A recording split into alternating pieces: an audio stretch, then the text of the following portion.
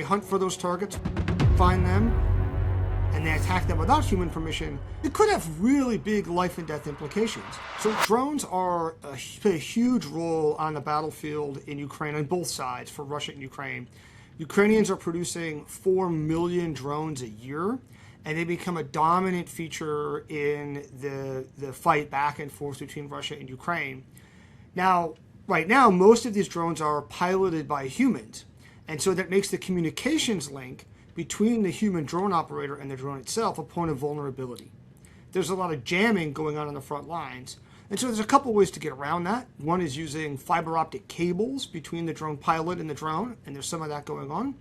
But another one is giving the drone more autonomy, so that right now humans are piloting the drone up until maybe the last 500 meters or kilometer or so, and then the human locks onto a target, and the drone itself can carry out the attack, even if the communications link is jammed.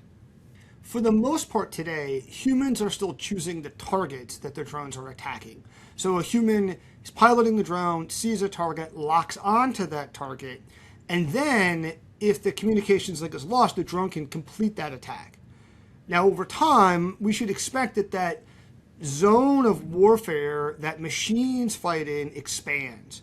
And we've seen other isolated examples of this, of automated air and missile defense systems, for example, to shoot down incoming rockets and missiles that many militaries already have, where there are automated modes to take over if there's just not enough time for humans to still be in the loop on these decisions. And so a future where we have drones loitering on their own, and they have some data bank of what targets look like, and then they hunt for those targets, find them, and they attack them without human permission, that is probably coming in the near future. The U.S. military is working on building much larger drones than the kinds of drones that we see deployed in Ukraine, small quadcopters, for example, drones that look like fighter jets, or what are sometimes called loyal wingmen to fighter jets. So maybe a somewhat smaller but still stealthier combat drone that could fly over longer ranges, operate alongside fighter aircraft, go deep into enemy-held territory. Certainly, you could let the drone get much closer, for example, to enemy radar installations and air defenses. You're willing to take that risk with a drone in a way that you might not want to take that risk if there's a human on board. And then drones can be made lower cost. And this still might be expensive, maybe in the tens of millions of dollars, but less expensive than, say, a $100 million fighter jet. And so there's a lot of space in more advanced combat drones that militaries are exploring and definitely developing right now. Well, certainly on the commercial side, there is very intense competition among U.S. frontier AI labs and Chinese competitors. And the amount of money being spent on the commercial side to build more advanced AI systems is just mind-boggling, hundreds of billions of dollars. And a really intense competition of all of these leading companies one-upping each other. Now, on the military side, we're not seeing that scale of spending that we're seeing on the commercial side.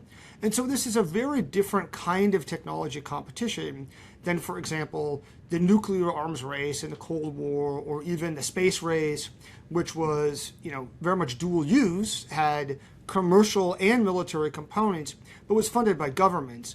Most of AI development is coming out of the private sector, and militaries are struggling actually just to keep up with the pace of private sector development. Well, when we look at, for example, the models coming out of Chinese AI companies, like, for example, the most recent release of Moonshot's Kimi model, a lot of the models coming out of Chinese companies have two big differences from their American counterparts, from, say, the leading AI models from Anthropic or OpenAI or Google.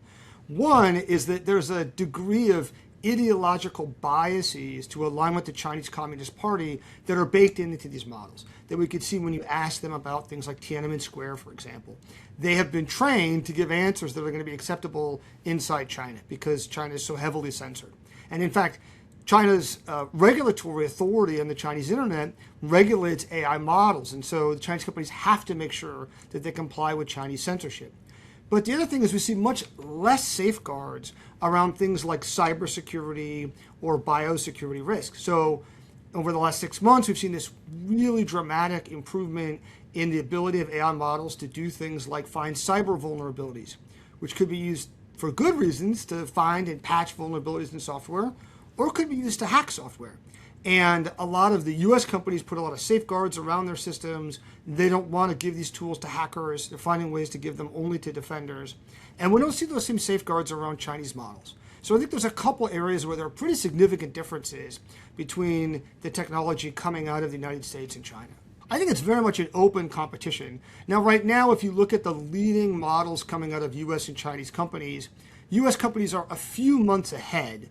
But it's not clear that that race means a lot when it's going to take militaries, the US, China, other countries' militaries, several years to figure out how to bring this technology into the military space and use it effectively, which requires a lot more than just putting a large language model in the hands of military users. They got to figure out, like many companies, like many employers and people in various sectors of the economy, what do I do with AI? How do I use AI most effectively? And there's going to be some lessons from other industries that are applicable, but some that are not, that are unique to the military. And one of the things that stands out very clearly in past military revolutions, in technologies like airplanes and tanks, is that what matters most is not getting the technology first, or even having the best technology, but it's finding the best ways of using it. And I think it's really an open question which country leads in that competition. We have seen examples of these AI systems, and this incident from OpenAI where it hacked another company, the AI itself did, is a really alarming case of this, where sometimes the AI agents do strange things that are not what the human user intended it to do.